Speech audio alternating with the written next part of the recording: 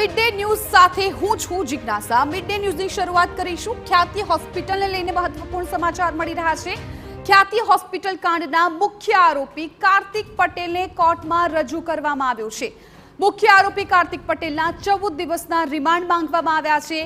સરકારી વકીલે રિમાન્ડ માટે દલીલ કરી, બચાવ પક્ષના વકીલે રિમાન્ડ ન મળે તે માટે પક્ષ રજૂ કર્યો છે। મહત્વપૂર્ણ છે કે કાર્તિક પટેલની ખ્યાતિ કાંડ મામલે 65 દિવસ બાદ ધરપકડ કરવામાં આવી છે અને કાર્તિક પટેલ સામે અગાઉ લુકઆઉટ નોટિસ પણ જાહેર કરવામાં આવી હતી। ત્યારે આજે કાર્તિક પટેલને કોર્ટમાં રજૂ કરવામાં આવ્યો। 14 દિવસના રિમાન્ડની માંગણી કરવામાં આવી છે। મહત્વપૂર્ણ છે કે ખ્યાતિ હોસ્પિટલ કાંડમાં કે જેમાં અનેક દર્દીના જીવ ગયા છે, આ કાંડમાં કાર્તિક પટેલ મુખ્ય આરોપી છે। અનેક ગુના છે કાર્તિક પટેલ સામે નોંધાયેલા છે।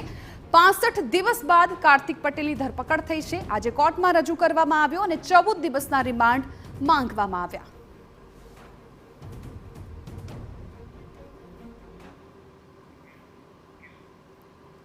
તો સંવાદદાતા સચિન પાટીલ આ મામલે અમારી સાથે લાઈવ જોડાઈ ગયા છે। સચિન, આખરે કાર્તિક પટેલને કોર્ટમાં રજૂ કરાયો અને 14 દિવસના રિમાન્ડ માંગવામાં આવ્યા છે, ત્યારે કઈ પ્રકારની દલીલો સામે આવી છે?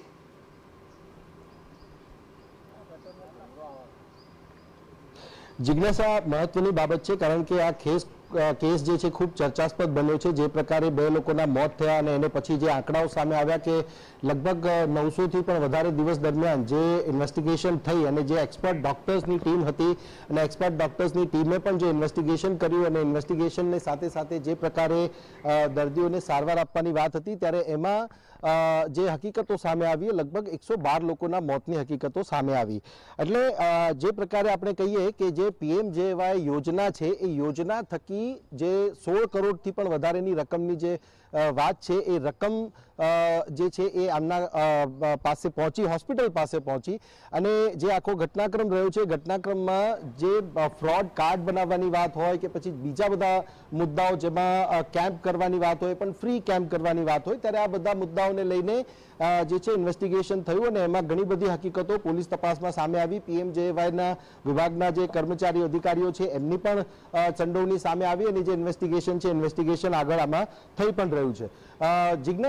જે પ્રકારે જિજ્ઞાસા આ કેસ છે એ કેસની અંદર પ્રોસિક્યુશન તરફથી જે મુદ્દાઓ મૂકવામાં આવ્યા છે એમાં કાર્તિક પટેલ જે છે એ વિદેશમાં, જ્યારે ઘટના બની ત્યારે વિદેશમાં હતા, પરંતુ ત્યારબાદ તેઓ ન્યુઝીલેન્ડ બાદ તેઓ દુબઈ ગયા છે। ત્યારે કોણ કોણ એમને આર્થિક મદદ કરી રહ્યું હતું, લોસ બતાવવા માટેની જે પ્રક્રિયા હતી કે હોસ્પિટલમાં લોસ થાય છે ને એ રૂપિયા જે સગેવગે કરવાની વાત હતી એ પોતાના લાભ માટે લીધા કે પછી બીજી કોઈ જગ્યાએ એમને એ પૈસા ઇન્વેસ્ટ કર્યા છે કે ટ્રાન્સફર કર્યા છે કે કોઈને આપ્યા છે, આ બધી જ બાબતોની તપાસ સહિતના મુદ્દાઓ જે છે લગભગ 12 જેટલા રિમાન્ડના મુદ્દાઓ છે એ પ્રોસિક્યુશન તરફથી મૂકવામાં આવ્યા છે। સાથે જ સાથે ડિફેન્સ તરફથી જે મુદ્દાઓ મૂકવામાં આવ્યા છે એમાં સ્પષ્ટ કહેવામાં આવી રહ્યું છે કે ઓલરેડી 8 આરોપીઓ પકડાઈ ચૂક્યા છે, ક્રોસ ઇન્વેસ્ટિગેશનની જરૂર નથી અને જે આખા મુદ્દાઓ છે મુદ્દાઓમાં જે રિમાન્ડની પ્રોસેસ હોય છે, રિમાન્ડની પ્રોસેસ દરમિયાન જે પણ નિવેદન આવતું હોય છે કન્ફેશનલ સ્ટેટમેન્ટ નથી, એક મહત્વનો મુદ્દો ડિફેન્સ તરફથી મૂકવામાં આવ્યું, સાઇટેશન્સ મૂકવામાં આવ્યા છે અને સાથે જ સાથે એ બાબત પણ કહેવામાં આવી છે કે આ એક સ્કીમ છે, જે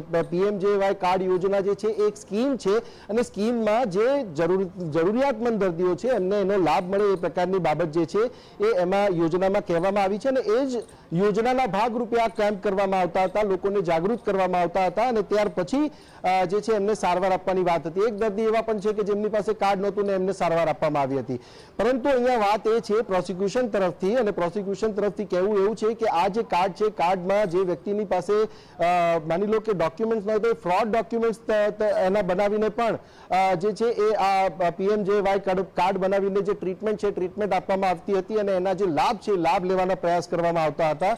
ત્યારે બંને તરફની જે દલીલો છે એ દલીલો કોર્ટ તરફથી જજ સમક્ષ મૂકવામાં આવી છે અને જજ હવે પોતાનો આખરી નિર્ણય આપશે કે રિમાન્ડ કેટલા દિવસના આપવા, પરંતુ 14 દિવસના રિમાન્ડની માંગણી અહીંયા જરૂરથી કરવામાં આવી છે।